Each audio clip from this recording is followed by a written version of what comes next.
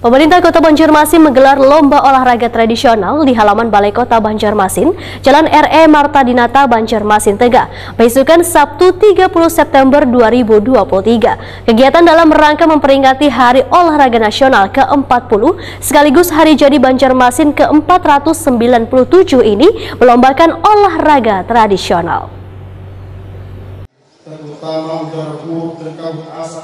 Pemerintah Kota Banjarmasin menggelar lomba olahraga tradisional di halaman Balai Kota Banjarmasin, Jalan R.E. Marta Dinata, Banjarmasin Tengah, besukan Sabtu 30 September 2023. Kegiatan dalam rangka memperingati Hari Olahraga Nasional ke-40 sekaligus Hari Jadi Banjarmasin ke-497 ini melombakan olahraga tradisional diantaranya badaku, balogo, enggrang, bakiak, tarik tambang, bagasing, wan hadang. Dalam kegiatan ini, Wali Kota wan Wakil Wali Kota Banjarmasin serta Sekretaris Daerah wan sejumlah SKPD turut mencoba memainkan berbagai permainan tradisional yang dilombakan ini.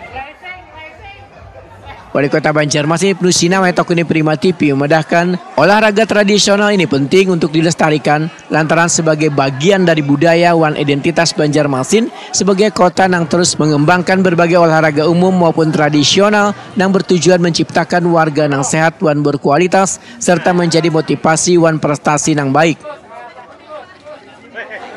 Yang dipertandingkan adalah olahraga tradisional dari induk olahraga atau yang masing-masing ada 7 cabang olahraga atau induk olahraga. Kemudian apresiasi kita kepada para atlet yang sudah berprestasi tadi kan diantaranya yang medali emas renang di Kamboja. Kemudian juga ada yang internasional di Jerman kemarin pada juara disabilitas juga juara, dan kemudian beberapa atlet yang sudah meraih prestasi di Pornas kemarin.